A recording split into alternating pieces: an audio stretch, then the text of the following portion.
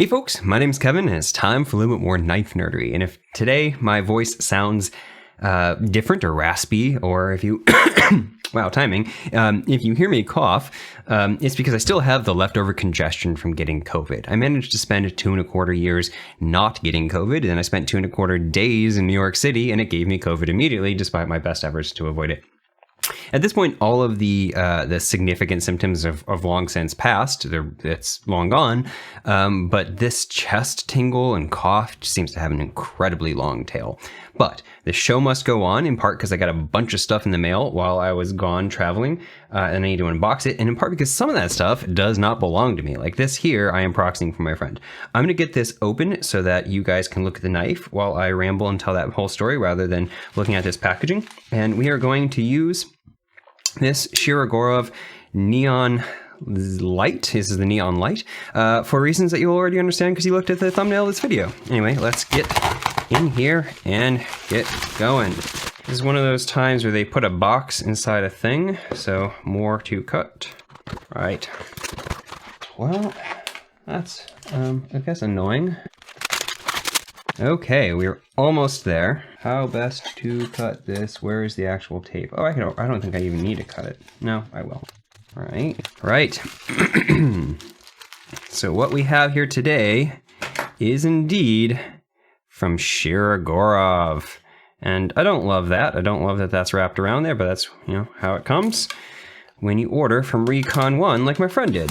So this is, yep, a NeOn 0 and M390, and that MRBS is their multi-row bearing system, which they did not invent, but they certainly are very famous for. So, Shiro NeOn Lite, and this is a Shiro NeOn R20. These are two of mine that I've had for over a year, and we will compare these to the NeOn 0, which is basically this one, but without any milling pattern. So we'll talk all about that evolution and everything. Open that up.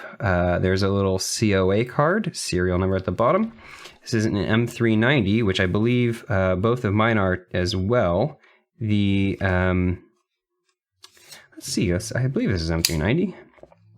Right, so the NeOn Lite was also offered in a couple other steels. You can find these in S90V and other fun stuff like that. We'll talk all about that. Let's just get this open.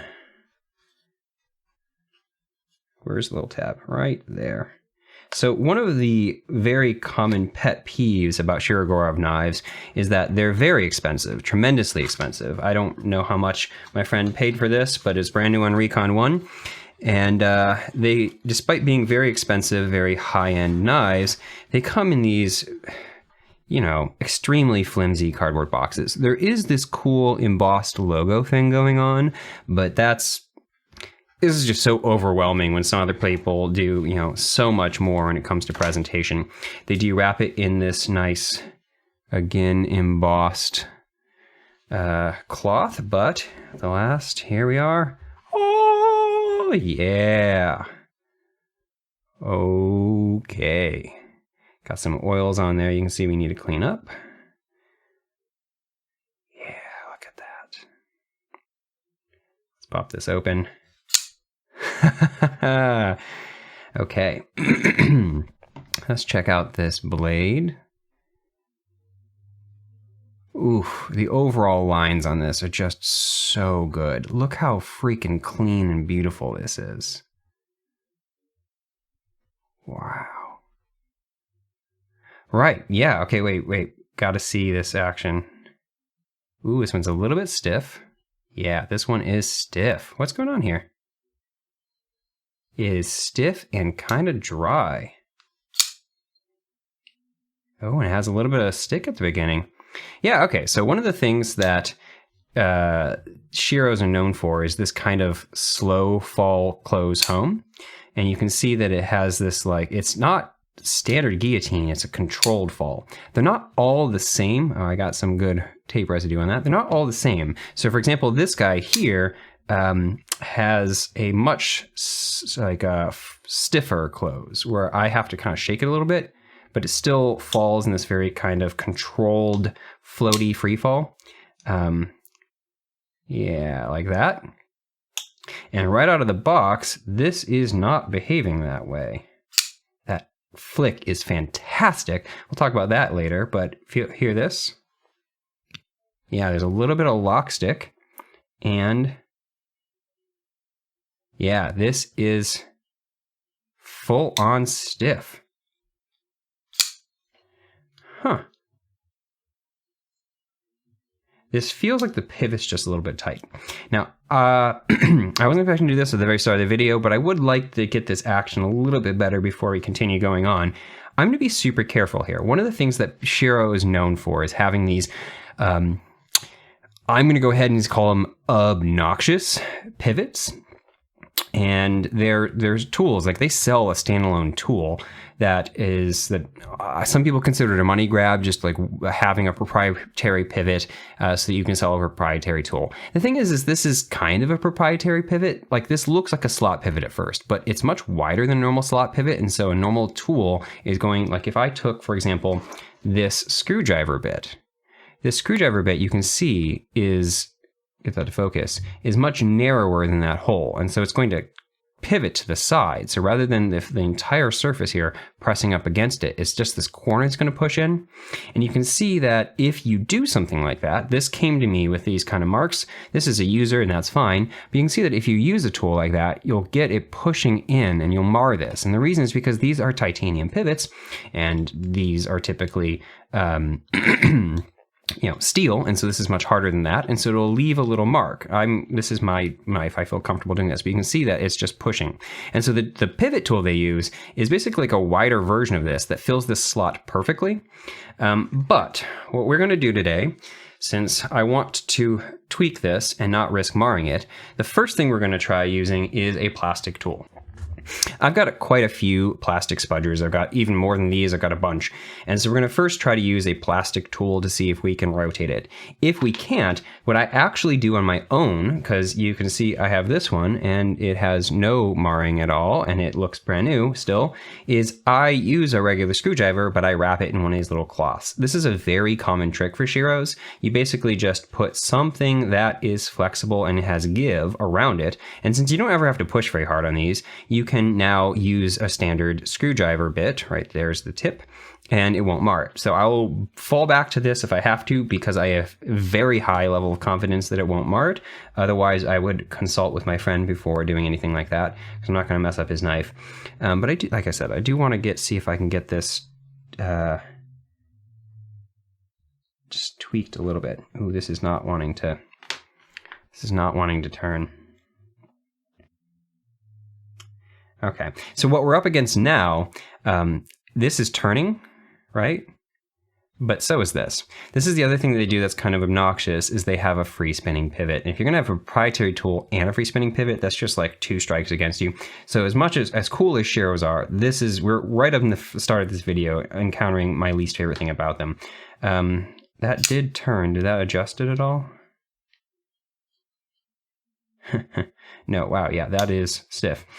So let me push my thumb against this and see if that is sufficient friction. No, I'm still feeling that spin.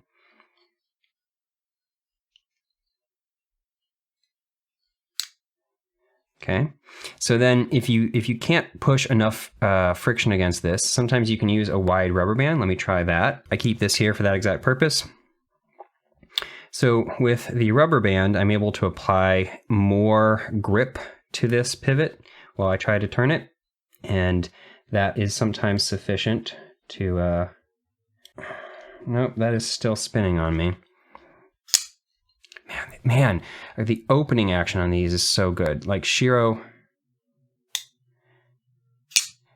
known for having basically perfected flipper tab action. I don't know, maybe I should stop messing with this, because it's the kind of thing where if I do that, it closes just fine. This just is not doing the quintessential Shiro thing. Okay, I'll mess with this off camera maybe, or maybe I just won't mess with it at all. Let's get back to the very, very beginning. Where did this all start? Whose knife is this? So my friend Casper. Casper has been mentioned on the channel numerous times before. He and I have been talking for many months now, and we get along great. He's an awesome guy. We have a lot in common, and he is over in Norway. And so because a lot of companies just won't ship to Norway, I have offered to proxy a bunch of different knives for him over the time, and so this is something that just showed up. I guess the notification showed up. I got a notification from Recon 1 that a Shiro NeOn 0 was coming my way, and I was like, well, that's gotta be Casper. I can't imagine who else would have ordered something, had it sent my way was ordered this specifically without letting me know first. But I was happy to see that show up. I know it's something he's been looking at for a while, because this is just this is a very him knife when it comes to style. Anyway, so I have had 2 of these in the past, and I've never handled this version of this knife, and we'll compare all of those in a moment, but I know that this is the version that he was into. This is the version that I think I am more into. Like, between these 2 knives, the one with the milling is definitely more me, but this perfectly clean aesthetic is so up his alley.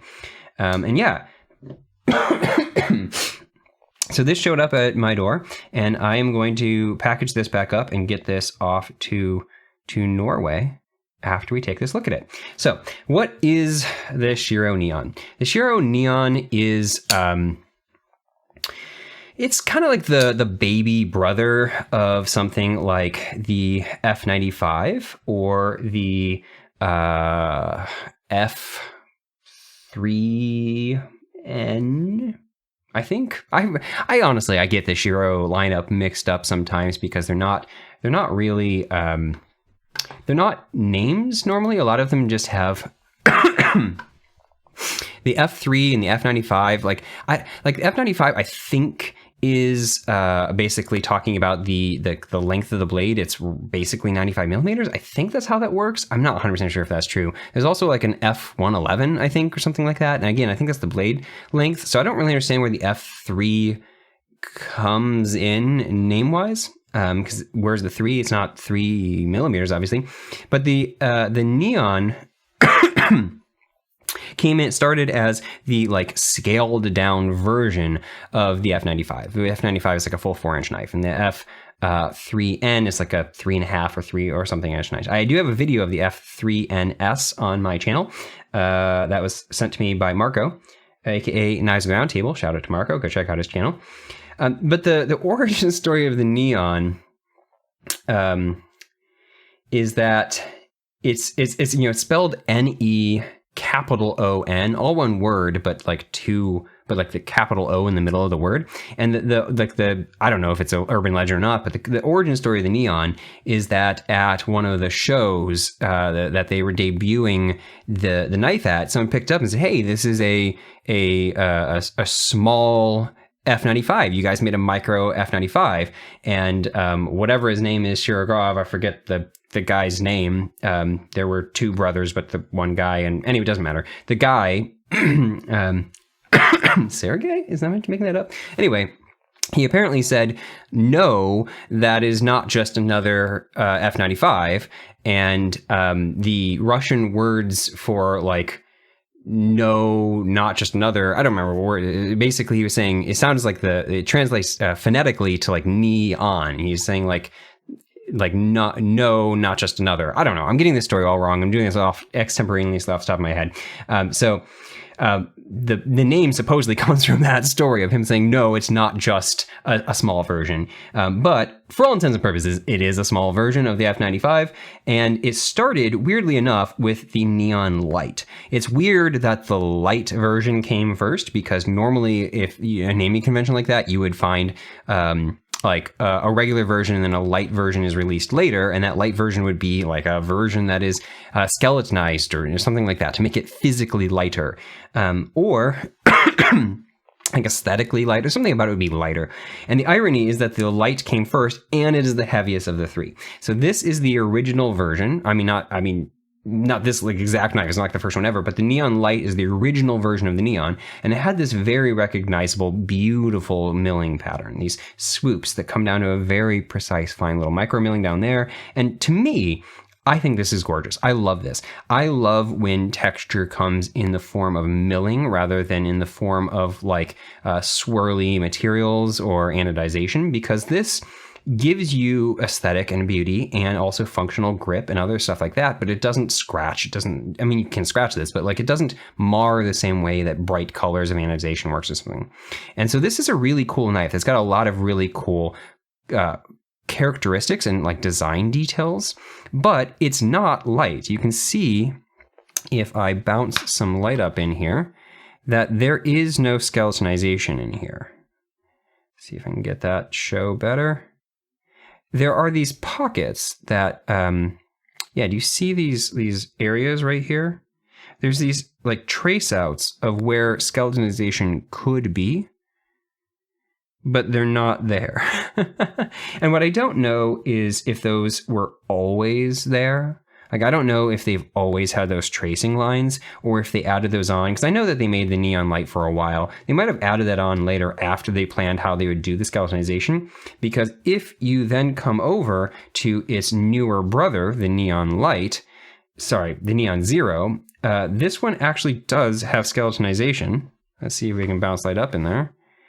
And that skeletonization is in fact in the exact same spots that the cutouts would be in here. It's not exactly one-for-one lineup, but like get that to focus. Like these two lines, these two pockets right there correspond to that one lineup at the bottom, and this really big pocket there and that pocket there line up basically the same to that pseudo pocket there and there. And so the bottom line is the NeOn Lite is the one that doesn't have skeletonization, and the NeOn Zero is the one that does. And the result, the end difference between these two is this one really does feel a lot lighter. The Zero is much lighter than the Lite.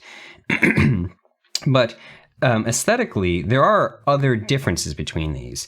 And I've had this one this whole time. This is the NeOn R20, and this is basically the NeOn Lite with added milling.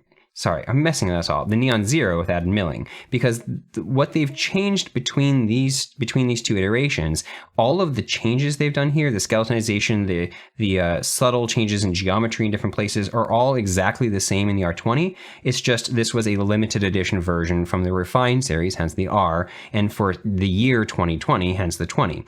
And so these two knives are identical in functionality, and the only difference is this one has this milling pattern and is anodized a bronze color.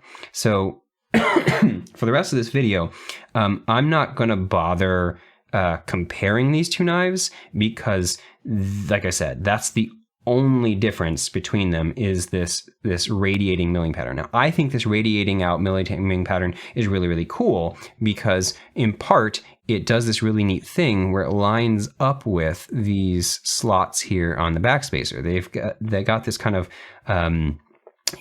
geared, ratchety looking backspacer part, and these lines, yeah, you can see that they carry over perfectly across. Now, there's little things that bug me, like why do they stop right there? I think they should have continued them for these, and it would have been nice if they all continued over, but you can see that these back ones do line up, and so it gives this kind of effect where this like Doppler-esque pattern radiates outward across these pivots and then unifies, joins up here on the spine and continues down the spine. And so I think the milling on this is really, really cool looking, and it lines up really nicely with that backspacer, but that's the only thing that's really different. So I'm going to put that away for now, and instead we're going to talk through the differences between these. Now, I already talked about the milling on the handle. This version is clean.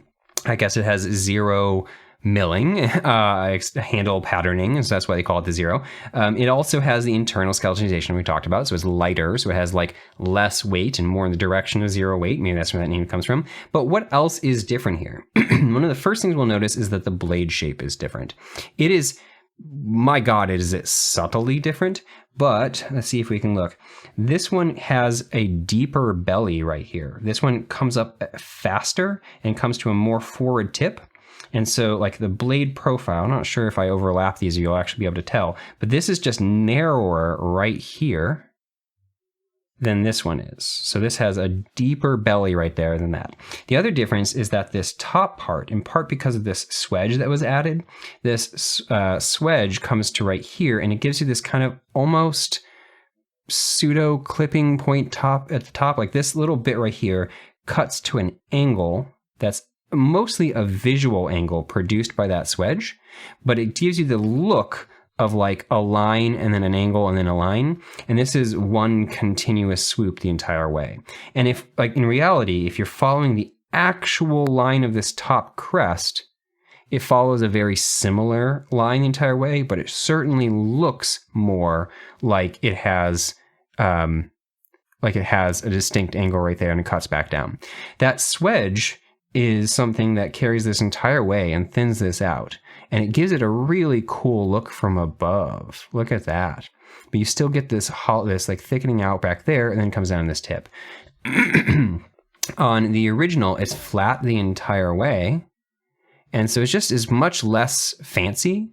So like one of the ways that you can kind of look at this is it has like Fanciness upgrades. And I could be wrong about this, but I'm pretty sure that the original NeOn Lite was actually offered in a refined category as well, because they've got all of their different kind of categories of how fancy they go.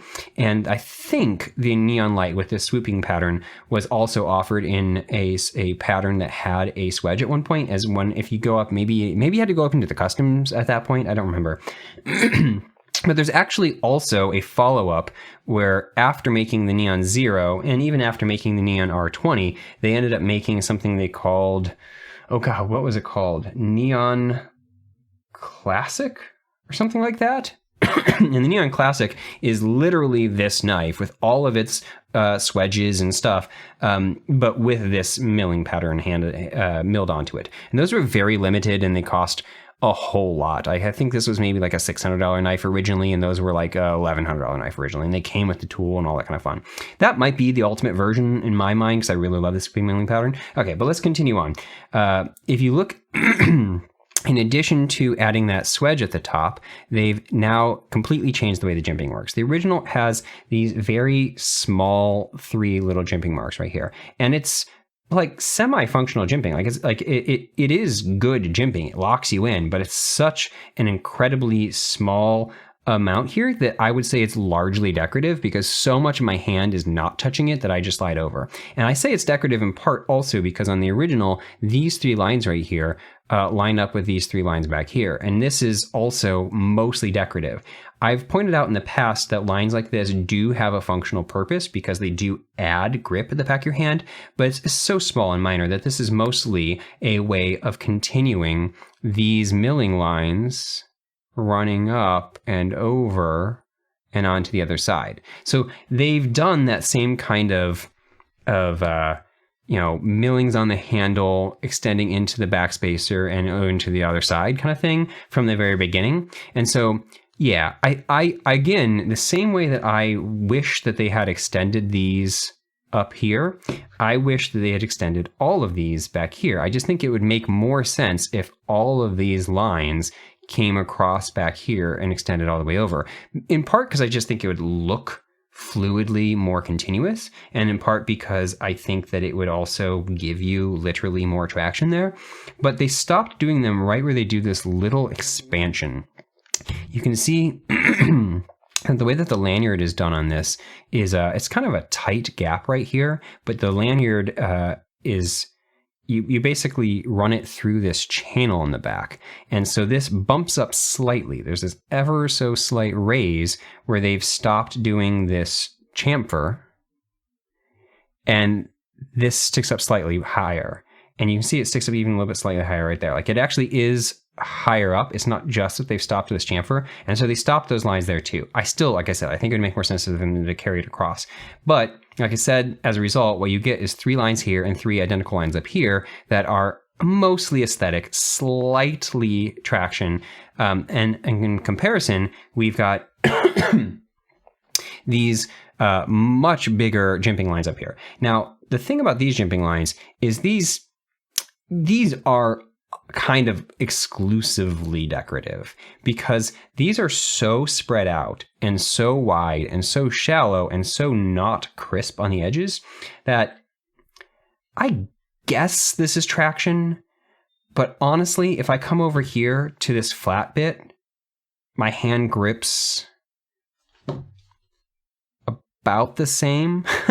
I suppose this is giving me better traction, but this is the kind of jimping that like does not catch you. It maybe you could argue that if you're pushing down, this is giving me better traction than before. But the thing is, this is the kind of knife, because of the ergonomics of this handle and the way this fits right here, this isn't a knife that you feel like you're going to slide around on. So you don't really need this to be aggressive jimping. This relatively minor jimping is, I think, totally sufficient.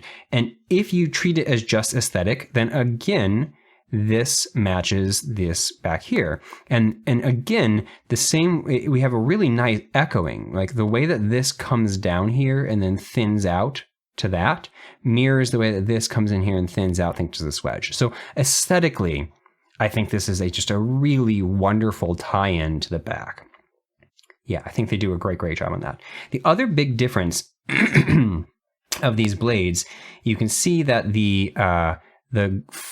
this is a full flat grind. It grinds all the way to the top. I mean, technically speaking, it's not a full flat grind because you can see it ends like a millimeter before the top, but it is effectively a full flat grind. Whereas here we have this flat, and that flat extends to there. So I don't know. The blade stock on these is supposed to be the same. I think they're both 0.137 or something like that. So would this one be a better slicer because it's a full flat grind? I mean, academically speaking, I suppose so, but this is still almost the exact same height. And so I think from a cutting performance perspective, they're going to be basically the same. The difference in this shape, though, I think makes this one a little bit easier to use the tip. This one has more belly up here, so to use the tip, you do have to kind of rotate your hand more to get past that belly. So one of the effects of having this be narrower at the top is you don't have to rotate your hand anywhere near as much to get to that belly. I mean, to get to that tip. And so I do personally prefer the blade shape on this one better. Both of these knives do a really interesting form of plunge grind on both of these knives. So the plunge grind is the thing that takes you from the full thickness here to the thinnest behind the edge. And on a lot of knives, that's kind of like a radiused swooping plunge. But Shiro does this thing where it's basically a flat line. Like this is, if you look at it from below, like this is basically flat. It's not a curve at all. I don't know from a tooling perspective how they do it, but it gives you this really cool geometric look. And since there's some nice geometric lines elsewhere on the knife, I think the fact that it has this like perfectly straight flat plane right there without any curvature to it is just, it makes it look different, it makes it stand out, and it does kind of match the rest of the knife. The one thing I'll say about it though is that it gives you almost no sharpening choil. Like you can see you've got this much space right there to sharpen. Now in the original, this one has been sharpened. This is a user that came to me with this really nice mirror edge, but you can see, yeah, there's nowhere left to sharpen on that. And so ultimately what this is going to be like though, because this is a flat plane and not a ramp, you're going to end up sharpening right up to this edge and treating it kind of more like a Spyderco knife. Spyderco knives tend to have a complete wall of a plunge. There's no curve whatsoever. It's not even at an angle. It's just straight up and down, and you just sharpen right up to it. And you do the exact same thing here. The only thing about that when it comes to sharpening perspective is that you just have to be careful when you get to the edge, because if you're sloppy, you can nick up that. And you're not going to really get a smile. You're just going to get like, you're going to scratch it or something like that. So these, this style of edge termination is not my favorite from a sharpening perspective, but it works. And like I said, the plunge looked really aesthetically unique and cool. So overall, these blades are very similar, but they do have subtle differences, especially in the profile shape or close to the tip, and in the fact that this one has the flat and the swedge. Moving back, the handles are largely shaped the same, but you can see that this one has a much more pronounced, like kind of swedgy bit right there, to the point where this one again looks a little bit more angular. Like if we look at this, we've got this rounding that then ends right there. But from an overall geometry perspective, like we've got just like a swoop that's continuous. And this one actually does cut back. Like this is flat right there. And so even if you took this swedge off, we wouldn't have a continuous swoop because we'd have a swoop and then a corner, and then a flat. And so this one is just leaning more in the geometric direction, and that kind of like the way that this light catches on this plane, again, mirrors the kind of full plane right there. And I think it looks really, really nice. Coming down, you can see one of the things that Shiro does is has this like little chamfer right here that ends. And again, these are like little tiny aesthetic details. A lot of people won't put a chamfer at all, but what they've done is put a tiny chamfer right there to cut off any corner, and then an aesthetic chamfer right here that's just to kind of show off the fact that they can. And they've done a very similar thing over here. You can see that they've got the tiny chamfer there, and then they've got a swooping chamfer here that just ends. And this is the kind of machining work that Shirogorov does. It's like little tiny details everywhere that just really make it wow when it comes to any kind of production knife. They really do some of the absolute best machining in the entire world. When we get to the top here, we have very, very similar designs. You can see that on the NeOn 0, they've widened this little landing pad, but they both have it. So what I'm talking about is right here, behind where your flipper tab is, there's these chamfers that are milled out. And the benefit of this is that if you're doing like a push buttony, because you can do like a light switch, you can just pull back. But if you do like a push buttony deployment on this, your finger pushes down and lands somewhere. And so these little chamfers here are give you like they call it a landing pad often, and they give you just like a little spot for your finger to push into and kind of rest. And especially if there is a sharp edge on a knife, then this kind of like rounded out pocket for you to fall into feels really nice. On these knives, they of course have micro chamfers everywhere. And so this, even if it didn't have this, you would still be landing on something that is chamfered out and feels nice, but it just feels even nicer. And you can see that over on the R20, they've just extended this further. So this is now a 3-tiered chamfer, which is again just like small detail level of machining. The fact this now has 3 distinct planes, and so this just feels delightful when you push into that and land right like that. Oof, yeah, it just feels really good to land there. Moving further back, both of these knives have a very similar thing in terms of the fact that there was a flat at the top of this backspacer. But one of the things that they did away with when transitioning to the 0 is that the backspacer used to do this thing. Do you see this? How it's sitting in right there? Let me see if I can maybe show the lighting over here. Yeah. I'm going to zoom in for just a second. You can see that it used to sink into and kind of rest inside the scales, where it looks like the scales are coming up over the top of it. And by comparison, this now just sits flush. Now, I don't know why they made that change. I'm assuming that from trying to fit the blade, zoomed out too far, from trying to fit the blade in, more blade here in kind of perspective and make this whole thing a little bit more compact. I'm assuming that they just kind of took away some material there, but I personally think that this looks cool, and it also just looks more complicated, I guess. And so this maybe seems a little bit fancier in a puzzle box way to me. This might be more appealing to people. Maybe it was just an aesthetic thing, because this does sit very, very nicely flush. Like, it's hard to feel this with your finger now. You can catch it, but I think it might just be an aesthetic thing. I don't know. Moving further back, actually, this is a good point to get into one of the most important things. I'll save that for just a second. You can see that as we come back to the back, one of the things that they've done is they've scooted this back screw in just slightly. On the original version, it runs past the edge here, and so you can see it from the top. And this doesn't bother some people. Other people, it really bothers. And so some people find this like an aesthetic pet peeve that bothers them in like an OCD kind of way, to have the screw sit out flush of this. And so by them scooting it just slightly down, and the screw head itself also is ever so slightly smaller, it means that from the top, you no longer see that. You do see these bumps, but you don't see the screws itself. And again, this is the kind of thing, like these little bumps here, this is complicating your milling process. Everything about this milling is just so, last mile, ultra complicated. And so it's just, yeah. Anyway, so from the top, that's one of the big things that's different. But let's get back to this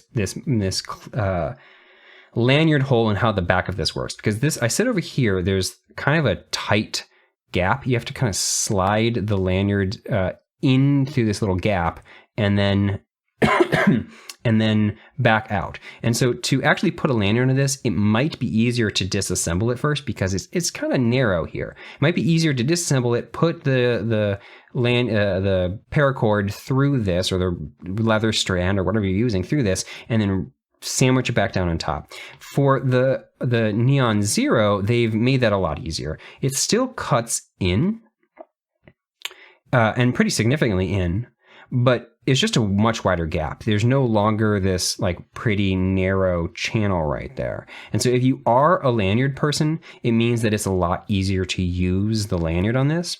If you're not a lanyard person like me, I actually like this better because this almost entirely hides the lanyard hole. And this one, it definitely sits up proud and you can see it. Now, does that matter?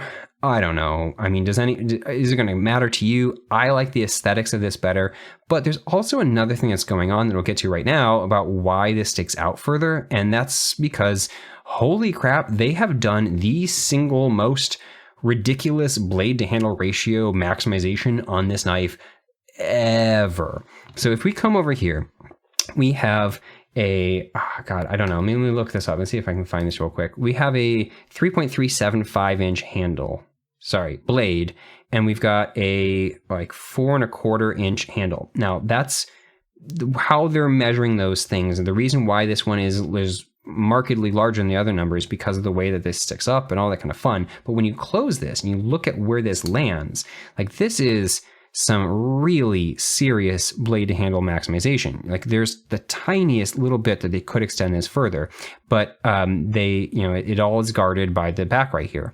And so this is about as much as you normally would be able to fit, about as much blade length as you'd be able to fit into handle this. But they decided that this wasn't good enough. This exceptionally good blade to handle ratio was not good enough. And on the NeOn Zero line, they actually bumped this entire part out backward, and you can see that they now extend this little channel right here even further past it. And as a result, when you push this in, look at that. That is some absolute next level madness. The blade actually comes out past the end of the scales and nestles in this tiny little pocket they've created in the backspacer. That is absolute insanity when it comes to blade to handle ratio. And the result is that this is a small knife overall that gives you a lot more blade than you would expect from this size. And so that, as much as I think that this looks aesthetically more me with just having a barely visible lanyard hole, this is such a cool feature that they've done here that is worth getting this version to me and probably a lot of people. You'll also notice if you look down in here that there's nothing really, there's no like channel in here. You can see that there is like a little rounding spot right there where the screw goes through, but generally speaking, the backspacer is flat. And that's because from a height perspective, I have a little fly on me. From a height perspective, the blade is fitting into, is just like sitting up above it. Over on this one, you can see that we actually have this little channel right there that's milled into this. Yeah, you see that right there? Right. And that's because this is all so precise and this comes out so far that they had to give you that little channel, that extra little channel to make this be able to not hit the edges and be able to sit all the way in there and give you the gap that you need to be safe. So they're really just really pushing the limits on how much blade you can fit in how much handle. And the result is that this is a really, really cool engineering feat. The one thing that the side effect of this has, of them trying to fit as much vertical blade and as much handle as they do, is that they do break one of my big rules about, well, we'll just get to it right now. So if you look at the back of this, like if you look at where this height comes and everything like that, and where this sits when it's closed, it's right down in there.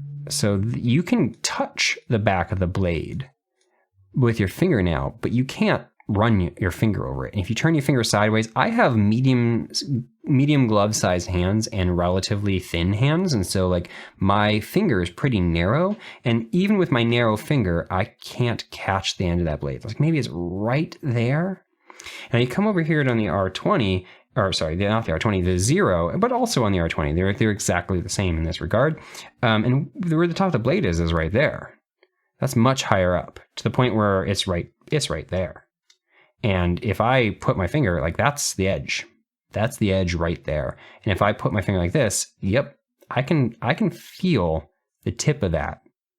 Now, this bugs me for a couple of reasons. For one, I don't like being able to touch this period. Like I don't want this to accidentally cut me while I'm sliding my hand in. That I'm less worried about, like my pinky sliding along this. Like there, I'm touching it right there with my pinky. But I'm less worried about that because of how good and how long this backspacer is. Like when this is in your pocket, you're going to be sliding over this kind of thing, and that's going to really push your finger away. The other thing is you can see that the backspacer is along this dimension, and then this kind of curls in.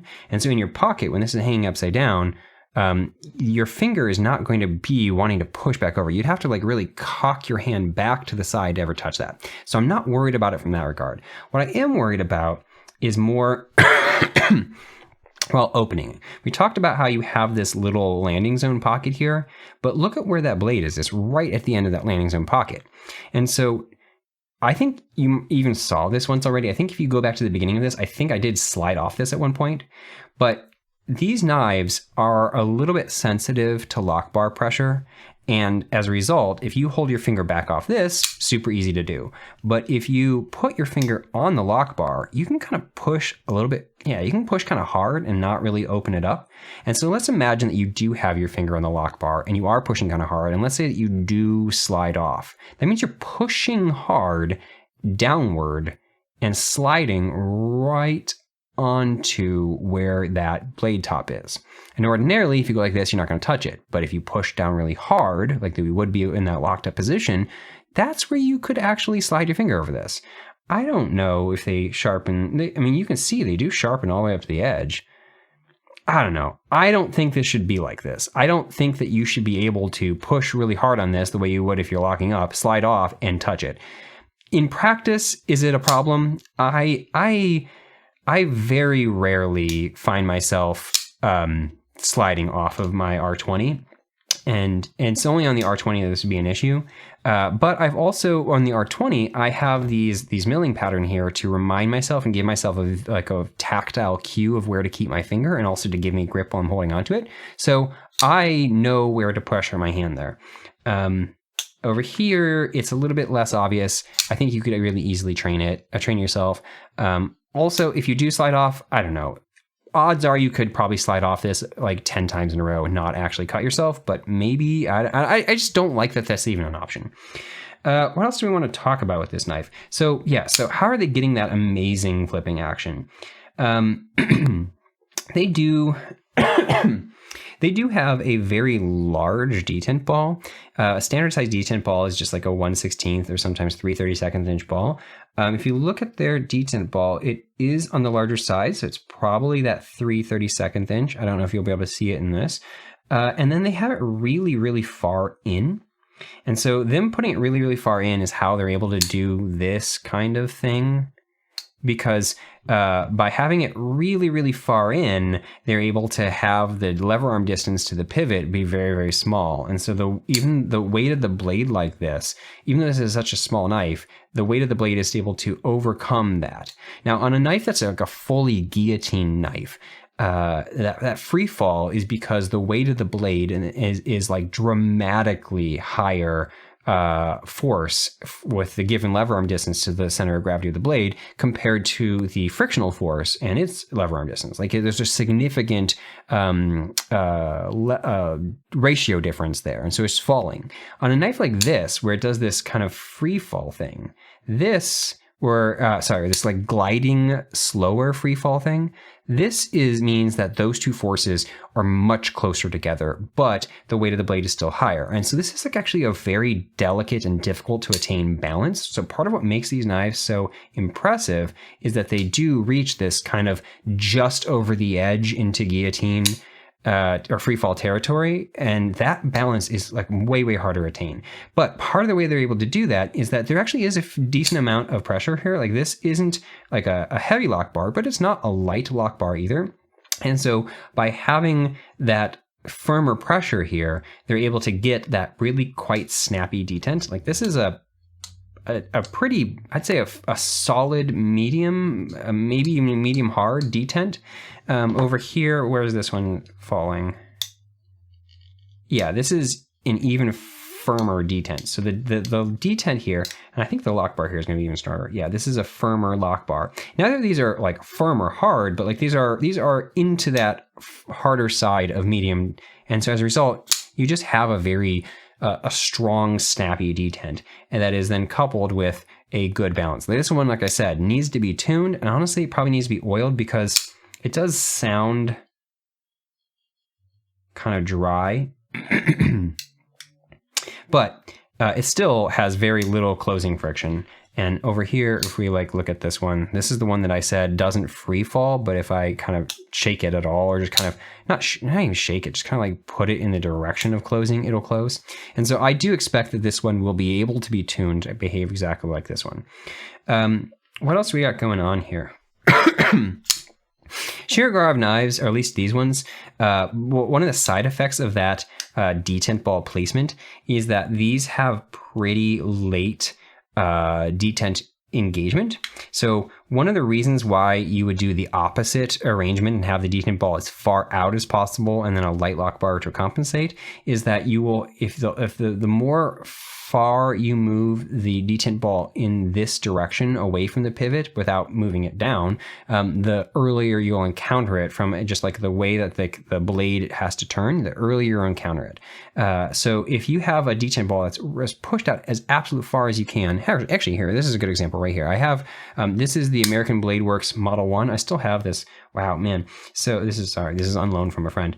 The detent ball you can see has been pushed out as far as it can possibly go. It's right up on the edge here. And as a result, this has, you hit this almost immediately. You see how when you put it out right on like far out this way, you hit it instantly? And so this has like a 5 degree to close, like it's like very small. Conversely, over here, all of these, by putting it so far in, the blade has to rotate much further to hit it. And so these have, I think I've measured mine. I imagine this is the same. This has something like a 24 degree close here. Like you have to close this 24 full degrees before to get up on that. This bugs me. I've heard that that's not the same on the bigger ones. The bigger ones, because again, they're putting all of this placement and tuning all of this to do a very delicate balance. It's not willy-nilly. They are very carefully picking how they're doing this to try and balance that free fall, that kind of like gliding free fall. And on the bigger knives, like the F95 and everything, the blade has such a stronger, such a heavier blade, such more force of gravity, that to make that balance, they can move that detent ball out further and give you a different lock bar strength and still get you to have that perfect balance. And so I've heard that on like the F95s and stuff that they actually have pretty early detent ball engagement, but on these little ones, it's really low. Now, why do you care about detent ball engagement? Because that's how far you have to close to get up onto the ball before it will then fall home. And what that means, like I think it's the exact same thing over here. Yeah, like this is, yeah, all the way to there. What that means is that on a flipper tab knife, you have to get past this amount of close. You have to get up onto that for this to fall. And that means this flipper tab has to close pretty far onto your thumb in order to be up onto that detent ball. I don't love this as a design feature because it means that there's a very small space here, and it's either going to pinch your thumb some, or you have to just kind of have your thumb in just the right spot. Because if you have your thumb up too high in this little chamfer here, then this isn't going to actually fall to your thumb enough to make it past that detent ball. And so what I've noticed on all of these knives, they're so there's so little friction once you take that detent ball away, that if you do push past that and let it just fall like this, and if this flipper tab doesn't catch your thumb, like if you're pushing down far enough, or if you angle your thumb enough like this that you're no longer able to catch it, man, this will fall, and fall hard right onto your nail. And so I have a couple of little scars right here, specifically from this knife, from me pushing this over and gravity just making this go like whoop, right down onto my thumb. So for me personally, on knives that have a very small flipper tab like this, I want them to really pay attention to detent ball engagement, so that I'm not having this very tiny window here where this might catch my thumb. So that's one of my biggest pet peeves about the NeOn lineup, is that this flipper tab arrangement makes that closing this, you have to just be a little bit more cautious. Like you have to intentionally close it like from that kind of perspective, put your finger up on it. It's not easy to make it just fall to the nail. You could put your finger back here and let this fall to your nail like this, but I don't know, man. It's not like it doesn't have like a nice safe spot that will land on your thumb. So if you don't catch this flipper tab, it's gonna, yeah, I don't know, it could probably cut you. And especially if you're like some people like Lefty EDC, I always see that in his videos, he's always pushing with his thumb up like this. And this could, like if this landed, man, that's definitely gonna land right there and cut you. So I think that's probably the biggest complaint I have about these, is that the disengaging the lock is a little bit tricky compared to some knives where you can just make it fall to your nail. Oh, speaking of things going on up here with the flipper tab, you can see right at the top of this, these knives, this is where the stop pin is. They have a slightly larger than average stop pin, which is cool. And it hits right here on this spot when you in the open position. And in the back, they do this really interesting thing. I don't think I've really seen many other people do this, where they use the lock face itself as the stop. And so on most normal knives, do I have anything that's a frame lock? I don't know. It doesn't matter. I'll just tell you. On most normal knives, this lock face cuts all the way across, and there's some other part of the blade tang that is hitting into the stop pin. But on them, they take the lock bar, the lock face cut out here, and they stop it prematurely right there. You can see right there.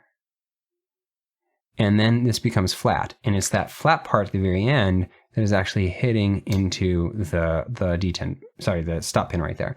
Yeah, I don't think there's any particularly good or bad thing about that. It's not. It just means that they are able to keep this all kind of more compact. They don't have to have any other space in this area to hit into the lock bar. And so I guess you could argue that this is a positive thing. To me, I think it's just like an interesting design choice, and very few other people design their knives that way. So I don't know. It's interesting. What else would I want to talk about this knife? Oh yeah, let's get back here to this clip.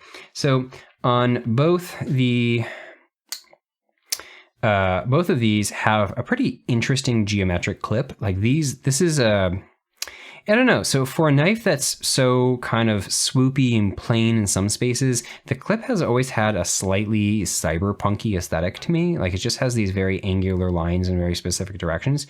You can see that they've taken it a little bit further in the curvature direction. Like the original one isn't perfectly straight, but it's only slightly curved. And you can see where it hits back here, it fully abuts the end of the knife. And you can see it actually like cuts in just slightly, so it like sinks in back here. From a carry perspective, it comes to there. And so we've got about this much of the blade sticking out the back. When you come over to the R20, they've angled this whole thing more. It has a very distinctive turn and corner part. So it goes up and then turns and goes straight.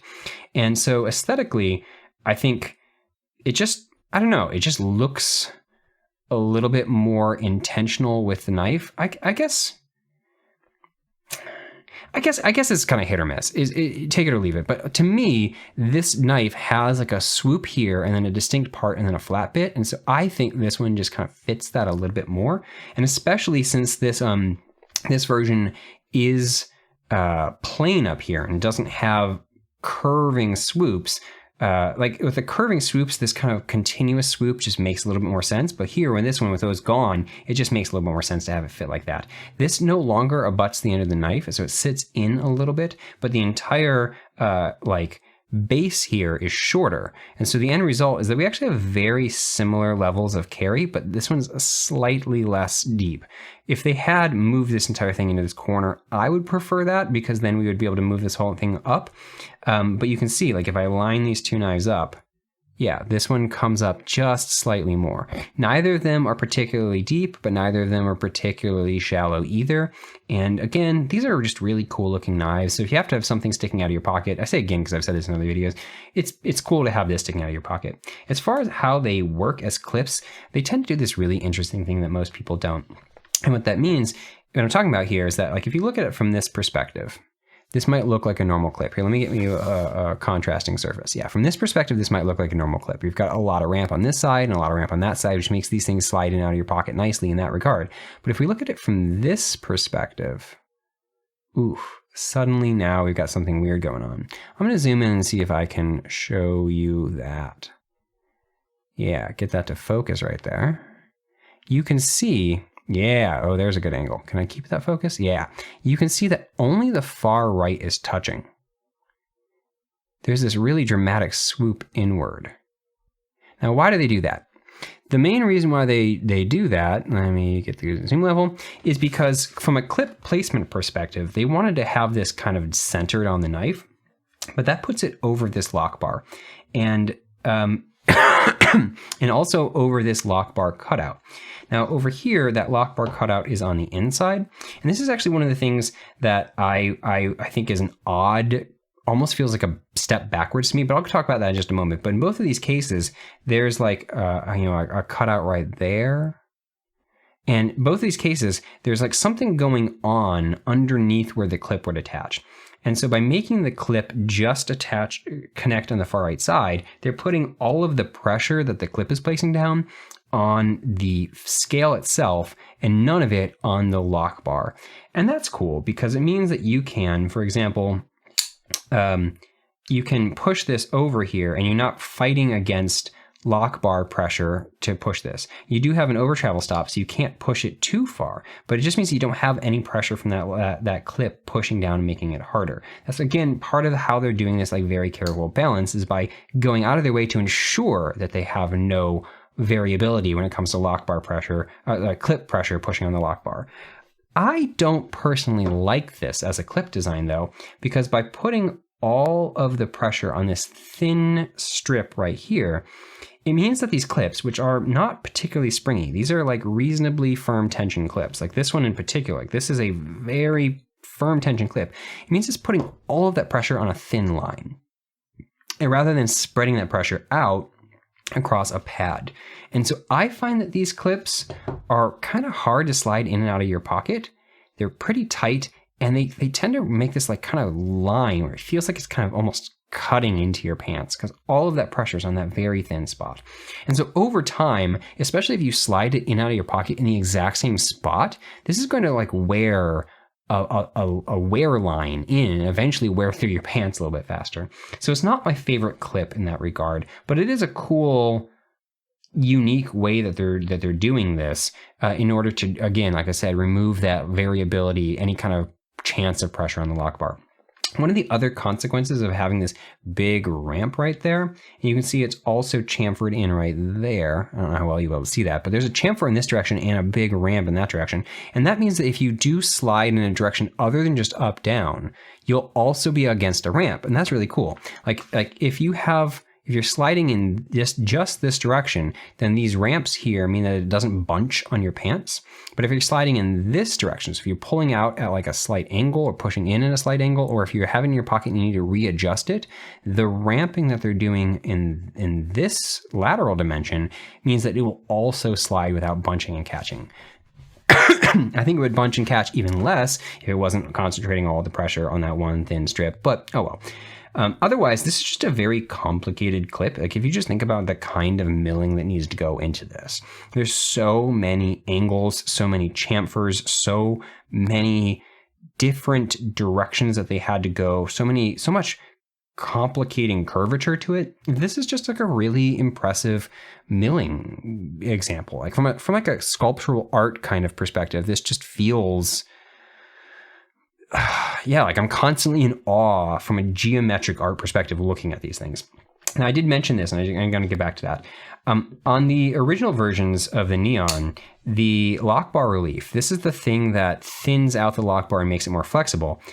This is on the inside, and I love that when I find that on knives, because what it means is that you don't have any kind of visual breakup on the outside. It allows them to have this continuous swooping milling pattern look nice and clean, but it also means that you don't have any like corners that are going to snag on your pants.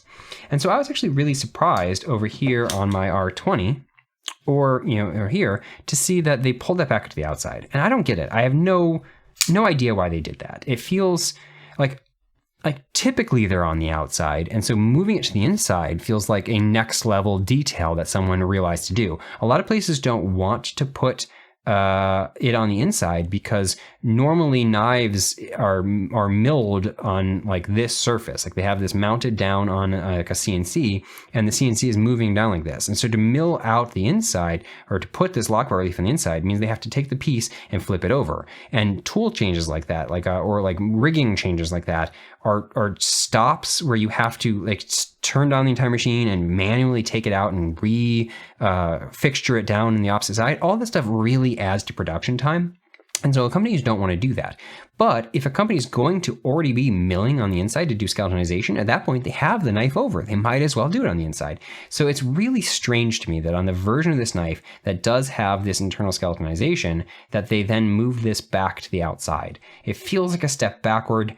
I don't get it. But just looking at it alone, I said one of the reasons why I don't like it is that it breaks up the knife. This is such a, like as they call it, literally zero, a minimalist, clean aesthetic knife, that it seems weird to me that they would add this visual breakup here. If this was still on the inside, this would look so clean slate. Why didn't they do that? But the other reason why I said I don't like it is because it gives you kind of corners to snag in your pants. And in that regard, they've done a fantastic job. This is a very complicated pocket they've done here. Most knives, let me just literally pull out any other knife here. So like this is my Trevor Berger Urban, and this is one of the custom versions that he did. Ooh, it's got stuff on it. Anyway, you can see that the way that this is done is it's just milled out as just like a kind of U-shaped pocket. And this is a well-done version of one. It's got nice chamfers along the edge here that also kind of knock off any kind of corners, but this is still just a relatively straightforward shape that they've milled in. And over here, by contrast, look at the difference here. Like this is a contoured spot. It's got cascading size shapes right there. Like there's an additional whole pocket right here that has a different termination and everything like that. This is, and then like there's this lip on the end. I don't know why they made this specific design. It feels, I don't know, it doesn't particularly match any other part. Like it doesn't feel like it's a visual cue back to any other part, but it's cool looking, and it's just, they took the time to make this cool looking. And so that's really nice. And from a functional perspective, the fact that they have these really nice ramps on the side means that this is not a snagging scenario whatsoever. When you slide this in on your pocket's going to slide right up over that, and it just feels good and nice. So I don't understand why they moved it to the outside. I think it would look better if they had it back on the inside, but if they're going to have a pocket here, it's nice to see. Another thing that you can just look at, if you like, look at the finishing of that work. A lot of times the pocket is treated as just kind of as an afterthought, as something, and so like the quality of the milling in here is sometimes sloppier, or like they don't do quite as clean of a finishing pass. But this is actually very, very nicely done, and you can see that right in the middle, there's actually a very subtle texturing. It has like a micro milling effect. And it just looks, yeah, it looks really cool. So it's neat. It's neat that if it's going to be there, that at least it looks nice. Okay, I didn't expect this video to be over an hour, but I kind of ended up turning this into almost a small details review of this video knife. I've had these for over a year, and so I'm very familiar with these knives. From a cutting perspective, I've used both of these but since this one came to me as a user, I use this one significantly more than I use this one. So I can talk most authoritatively about how this one cuts, and this one cuts very, very well. It is a full flat grind, but this blade stock is thick enough that this isn't like a laser beam slicer, but it's a very good slicer. And since the ergonomics on these knives are just so spectacular, they feel so good in your hand, that if you do have to push through a little bit harder to push through cardboard because of the blade stock, it feels great in your hand while you're doing it. I think these knives are very functional as like cutting tools, but I think one of the big reasons why you get these knives is that that action feels so incredibly well. Oh, see, I just did it. Yeah. And I mean, I didn't cut myself or anything like that, but anyway, this action feels so incredibly well tuned and snappy like that, and the milling on these things is just so exceptional. The design on these things are exceptional. So I think you buy Shirogorov knives as tools. Of course, they have a very like competent tooly feel to them in the way that they move. They click into place in a way that's really tanky and solid. They feel very competently tools, but I think you equally buy them to be marveling at the just like insane level of like sophistication in the production and manufacturing, because these are absolutely sculptural works of art. These things are so amazing when it comes to just like mechanical geometric sculptures that I think that's got to be a large reason why people spend the money that they do on these. They are gorgeous and simultaneously extremely functional. So yeah, anyway, I think I'll probably end this here. I don't know. If you guys have other questions about these, let me know in the comments below. I might end up following another follow-up on these. I won't have this one anymore. I'm gonna ship this off, but I will still have these. I don't see them going anywhere in my collection anytime soon. I've had them for over a year, and I just think that they are stupendous, really, really amazing things to gawk at and to use and cut with. So yeah, anyway, thank you guys for watching. I hope you guys enjoy this. Casper, I am confident you will be very happy with this. I'll do a video chat with you afterward and talk with you about whether or not you want me to do anything to this, or maybe you are confident with knives, so maybe you want to, I know you're confident with knives, so maybe you'll want to do all of that tuning yourself. Actually, that's almost surely what you'll want. Oh, I guess I'll point that out. I'm not going to take these apart, but before I end, if you were to take this apart, one of the things, like I said at the very beginning, that this multi-row bearing system they're famous for, they are one of the people that kind of pioneered, they're not the originators, but they're one of the people that like made famous the concept of having multi-row bearings, where the balls in the bearings don't line up with each other in a single track. And what that means is, because you have them at different distances away from the pivot, you have multiple axis points on, like, from a stabilization perspective. And so instead of just having like a single point here and a single point here that are trying to add lateral stability, you have a point here and a point there and a point there and a point there. And on some of these, they come out through a third level, on typically on the bigger ones, or sometimes they use roller bearings instead of like the kind of looks like little logs, like little rods. And all of those details are around adding additional lateral stability. So part of what makes these feel so tanky and tooly is that they, with those complicated in-house bearings that they do, they have a very, very good side-to-side lateral stability. And so they definitely feel extremely bank faulty. But if you do take it apart, one of the other things that they're famous for is the fact that those are loose bearings. So they drill the holes in the bearing cage, and then the bearing cage doesn't like in any way wrap up around or really trap them. And so if you do take this apart, those bearing balls will just fall out. So make sure you're doing it on a mat that has like an edge in the side, so if a ball falls out and rolls, it won't just roll off the side of your table. Anyway, if you want to see that, there's definitely other videos out there. I know Nick Shabazz has a video taking them apart, and a whole bunch of other people do too, so you can find that on other people's channels. At that point, I'm going to end this video. Thank you guys all for watching. Casper, thank you so much for letting me check this out. I think you're going to love it. And yeah, it's just such a freaking cool knife. Oof, that is so cool. Okay, thank you guys for watching, and I'll catch you guys next time.